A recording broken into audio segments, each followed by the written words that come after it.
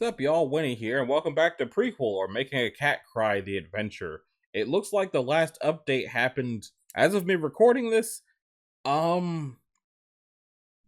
Well, I guess it's more to say as of you guys seeing it. As of you seeing this video, it was a week ago last year that this update came out.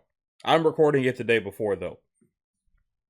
I believe what was happening is Katia was waiting for the dude to come back.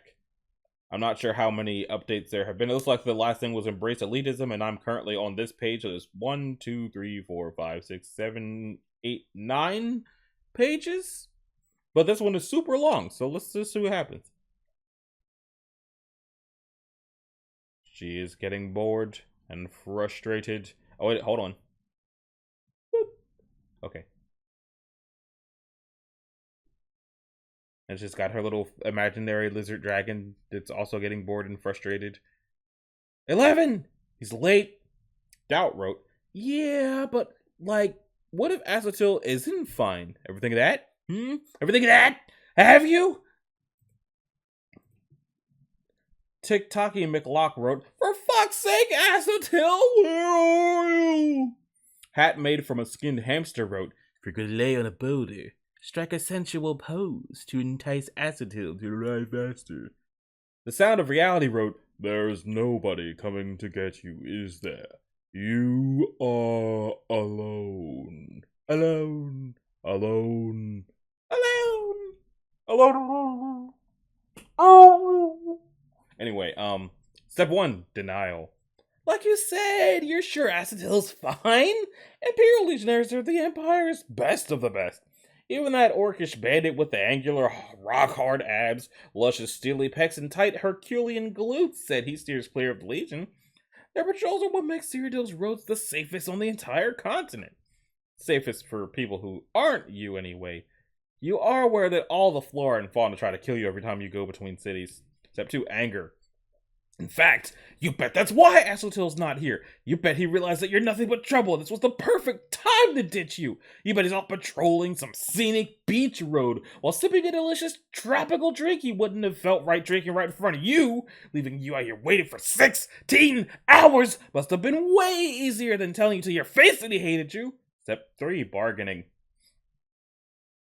But, hypothetically, if he didn't hate you and was actually just late, it sure would be embarrassing if he showed up right now while you're exposed and posing seductively. That sure does seem like the sort of thing your luck would facilitate, except for depression.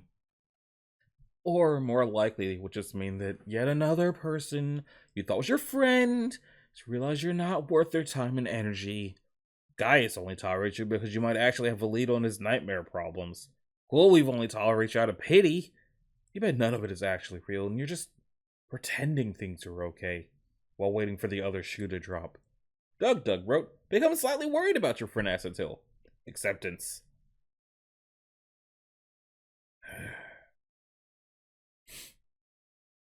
She blinks.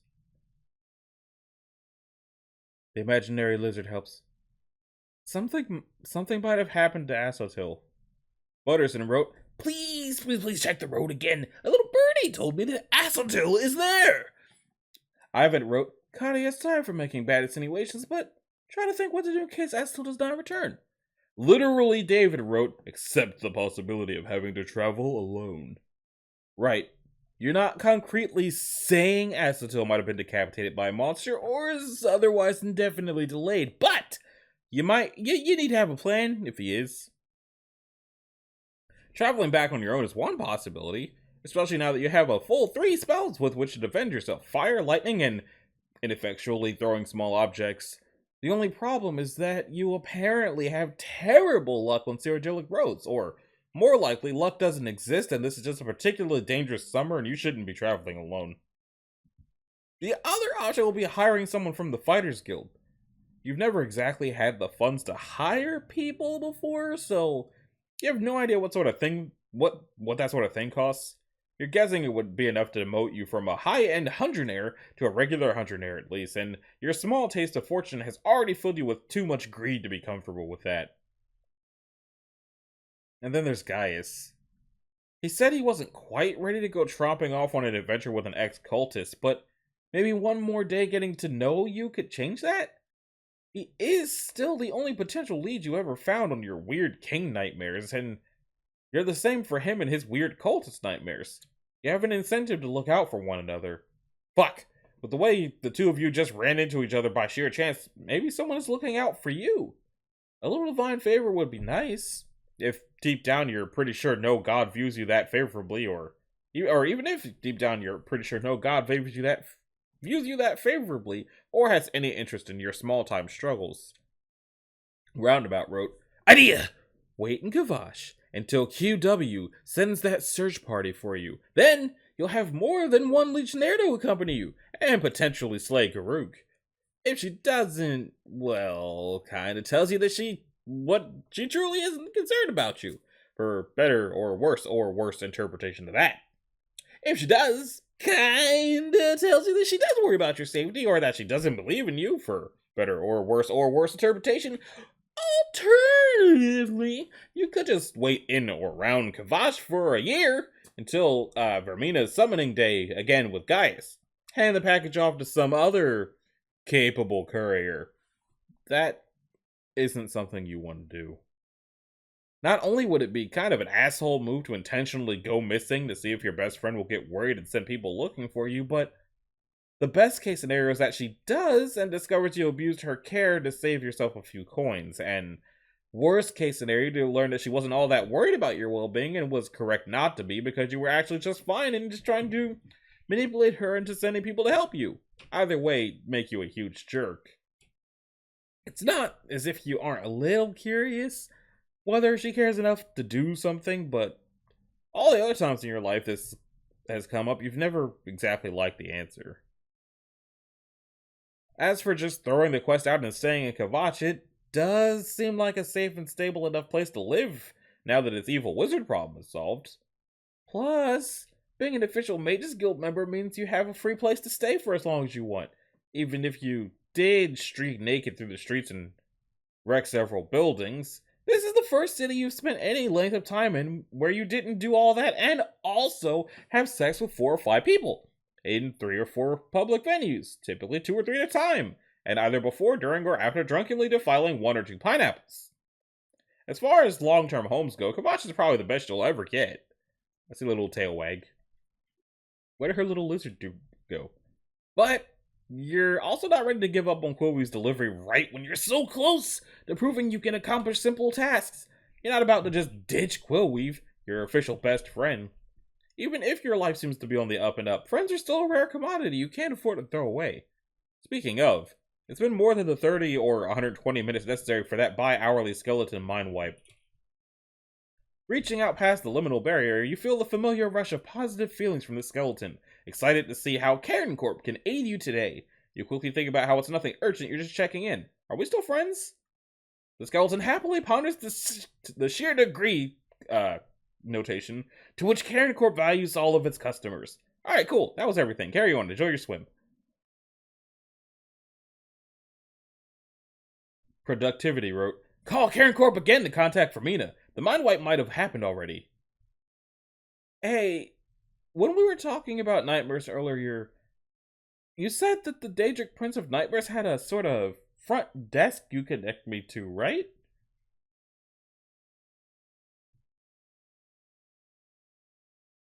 Mrs. Edward wrote, "Katia, he just had his mind wiped and you're rushing in asking about redirecting you to the front desk of the main source of nightmares?" Bakshi Shibata wrote, "Ask how the water is."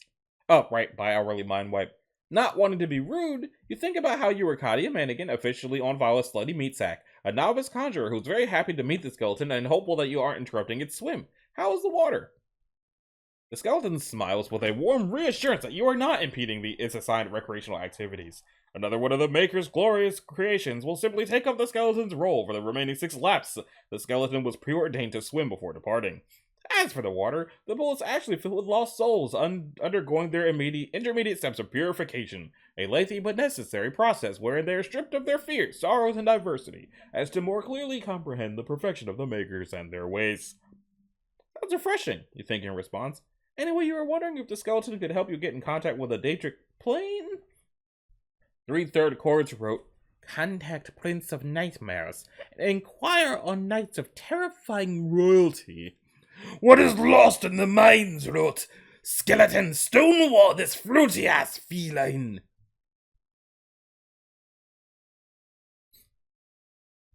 At first you're confused by the sudden sinking feeling in the pit of your stomach, but then you realize what you're feeling is that the skeleton's impassioned concern for your well-being. It ponders the many ways in which dealings with Daedric entities and their associated planes can be highly dangerous. Unlike Karen Corp, which prides itself on providing a safe and enjoyable summoning experience with clear rules and a friendly, supportive customer service, Daedric pride themselves on lies, half-truths, and taking advantage of those who reach out to them for aid. While its bones shudder to think such things, the skeleton is even aware of rumors that Daedric will breach contracts they've signed. You focus on your awareness of the dangers, but stress to the skeleton that you are not looking for summoning or contracts, you're looking for information. You've been plagued by strange nightmares ever since you were a little girl, and from what you've been able to figure out, Vermina isn't the one making them, but she might know who is. As much as you wish it were a problem the soul Karen could help with, not everything can be solved with a summoned skeleton. The skeleton notes that Karen Corp also offers an aesthetically tasteful line of flying bonekin for problems where an ordinary bonekin is inadequate. You regretfully note that this is also a problem that can't be solved with flying skeletons, but, if it makes the skeleton feel any better, you've had pretty good luck with Daedra recently. Yesterday you licked one, and then earlier today you had a friendly conversation with one up until she put a corn cob on a grill and sat on it. Assuming the pattern holds, this next interaction with a Daedra might be almost normal. Very well. Wishing you safety, the skeleton sends a prayer to the Chapel of Rerouting, with directions to forward your ley line to an open representative in Quagmire. You are currently number 436 in line at the Chapel of Rerouting. Let me guess, it will take centuries for that to happen? The skeleton estimates it will take about 6 minutes. It involves pushing a single button, but one bonekin handles all the requests. Oh! Nice. Half-Light wrote, "Prince! Rip apart this connection immediately! Your prey, stepping right into the maw of a royal predator! Jikmar vabemercier lachito!" Doubt wrote, "Is that a good idea?" No, it's probably not a good idea, but if Gaius' story is true, then Vermina might be the only person, or vaguely person-shaped otherworldly being, with any leads as to where your royalty nightmares are coming from. As for the P word, you only used it so the skeleton would know what you were talking about. In your head, she's just the goddess of nightmares. As much as you'd like to just leave all this stuff in the past and just live your happy new life as a guild wizard, you can't. Your past followed you. Sooner or later, you're going to have to sleep, and then it'll be right back to the nightmare that had you drinking yourself into a stupor for years. And sure, dealing with Daedra might be dangerous, and the chances of finding any actual answers are slim, but you have a motivation now that you've never had at any point prior in your life. Something to lose. Zappo wrote, "If you do manage to talk to Vermina, they would probably like to know about the weird glowing messages." Doubt wrote, "You really think that the Daedric Prince of Nightmares, Vermina, will just let some rando she doesn't know talk to her just like that? Even if she has the time to listen to you, what guarantees that she won't instantly make you go insane or something the moment you let her into your mind?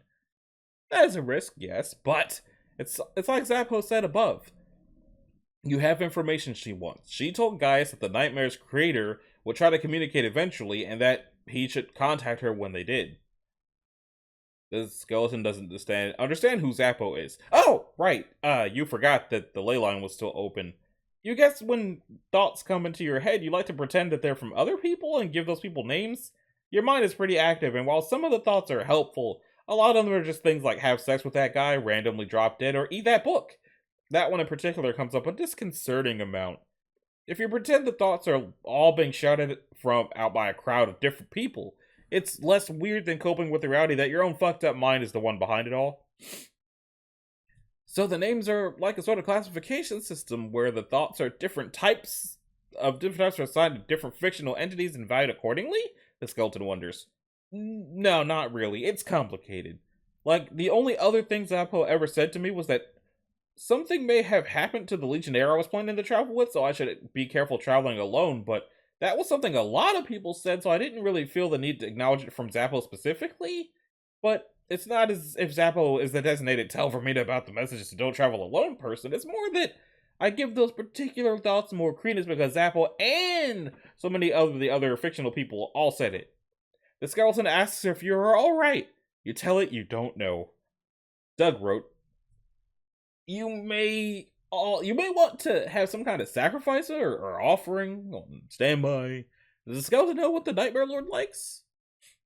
So, I don't suppose you know anything about what Vermina likes. He explained to the skeleton that you want to make a good first impression and a gift or other offering seems like a good start. You know she has affinity for the finer arts, but the only thing that you have in that vein is a pen, and you kind of don't want to give it up. It's your only pen. Memories, the skeleton responds. How do you give someone memories? The skeleton explains that one common method is the use of Karen Corp's max capacity soul gems, which are available at designated retailers for the price of 500 septums, 7,530 Acavirium ground marks. That is the Karen Corp's patented power charge technology. Simply handling your Karen Corp max capacity soul gem will cause it to absorb small and replaceable portions of your soul, which reviews left by Vermina worshippers cite is commonly sufficient to appease their prince. This use is not encouraged or endorsed by Karen Corp, and neither Karen Corp nor its subsidiaries are responsible for any resultant injury, madness, or death that may arise from the misuse of its products and or services. Your closest retailer of these misusable products is Bearlawn and Anvil. The skeleton notes, however, that you are unlikely to be granted an audience with Vermina herself. The Chapel of Rerouting will connect you to one of her omens, who may forward your call further if your inquiry is judged as being of sufficient importance. Boop. October 7th, 2024 now. Is the sky breaking? Or is this somebody's room? Spooter! Far away, in an unknowable direction, an eternal being of no particular importance stands on the starry indigo precipice between dreams and reality. Across the aeon she has been called many names, and for countless centuries more she has held no name at all. Yet the one she bears now, bequeathed to her by the Weaver, the Gifter, the Lady of Nightmares herself, is a name that thrums with both its giver and its bearer. What is it? This feels like it's probably a good stopping point. I'll probably end up reading this again when I come back to it, but I feel like if ever there was a good stopping point for an episode, it's a new point of view being added. So, ow, I just hit myself in the headphones. If you liked it, a like and a subscribe will be groovy. If you didn't, you don't need to do either one of those things. If you want to click the bell, you can do that as well so that you're notified of future uploads. And I'll see y'all in the next one. Later.